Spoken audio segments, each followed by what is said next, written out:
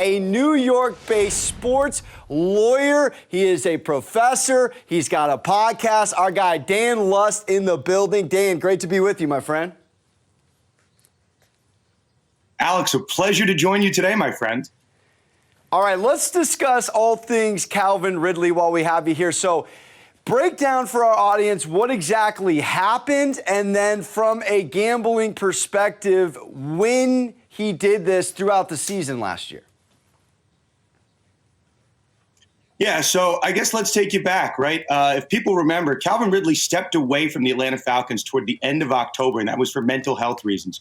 So when the story passed across my ticker, I assumed, well, maybe this was one of these, quote, voluntary vacations that the Falcons found out that he bet and sent him kind of packing. As it turns out, these were bets that he made after he left the Falcons. So very important.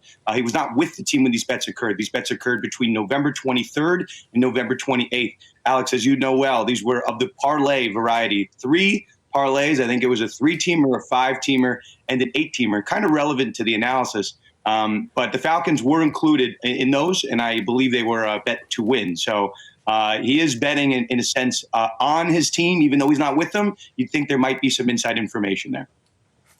And Dan, do you know, to your knowledge, how exactly the NFL was alerted? And then this is sort of new for the NFL. How do you think them and other companies like this are going to deal with athletes moving forward when it comes to players betting on games?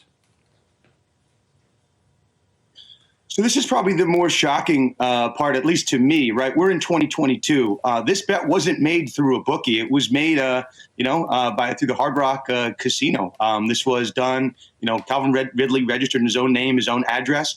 And I guess a compliance partner of the NFL alerted them that I guess a spotter had just seen the name Calvin Ridley, recognized it as an NFL star, and the address checked out, and they relayed that back to the NFL. So there was a brief period of time where Florida sports betting was legal, and that's just, perfect storm. That's where this bet kind of came in, right at the end of that window in November. So, it's certainly, I think the NFL knew about it, or at least the Falcons knew about it February 9th. That's according to multiple reports.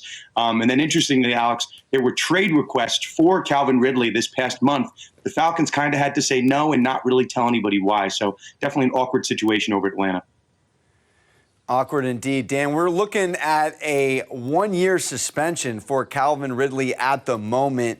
Do you already envision, with this kind of a number for the year, the NFL making an example out of him so that this kind of behavior doesn't happen in the future?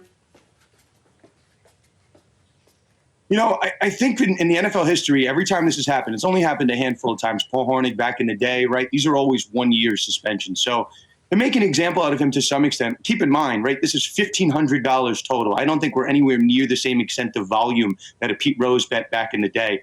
But personally, this might be slightly a hot take. Calvin Ridley in 2022, right, he's not betting with an under-the-radar bookie. He's doing it, right, in everyone's faces. And then he goes on Twitter, right, and then admits to the offense, says, I bet $1,500, and says, I'll be back in a year, LOL. So keep in mind, Calvin Ridley has to apply for reinstatement to the NFL. It is by no means a guarantee. So, I wouldn't certainly want to be saying LOL or haha on Twitter and admitting to the crime, right? I think within 1 hour of his tweet, it had 100,000 likes. And that was part of the reason the story went viral, because Calvin Ridley was tweeting through it. So free legal advice to my friends out there. Don't admit on Twitter to any type of crimes. How about that one? Well said, Dan. And he's potentially looking at a career-ending moment with the Falcons with this. Do you envision him playing in the NFL again after this? So it's an interesting situation, and one that I don't want to say we've kind of seen, but we kind of know the playbook here. So he's entering the 5th year of his deal. I think the Falcons are supposed to pay him $11 million. So we're going to have to see the contract. That stuff is not necessarily publicly available, but at least how much is supposed to be guaranteed. But the Falcons, I think, right, they have this morals clause, which is used in every contract. I think this is certainly going to qualify as something that would trigger the morals clause. And maybe, Alex, obviously Calvin Ridley is talented enough to play in the NFL. And I think, right, if Josh Gordon can get another chance in the NFL time and time again, Calvin Ridley will as well. And there might be an interesting scenario where the Falcons, as crazy as this is, if they don't cut bait with him, which they haven't already, they might actually say, you know what, Calvin, why don't we could really cut you and pay you $0 if you really want to.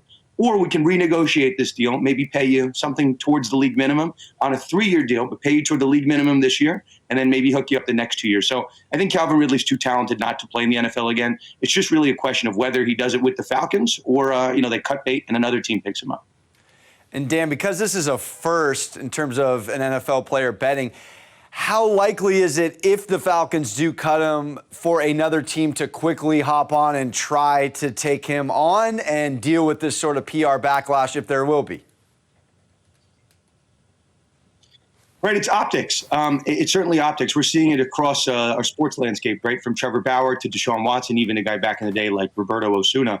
These guys potentially have trade value, but the team that's going to trade for them might not want to take that PR hit. Now, is domestic violence or sexual assault, right, does that necessarily compare to betting $1,500 legally on an app? Not really. I think those are apples and oranges. I do think there will be a market for Calvin Ridley, either as a free agent or potentially as a trade if the Falcons want to go that route.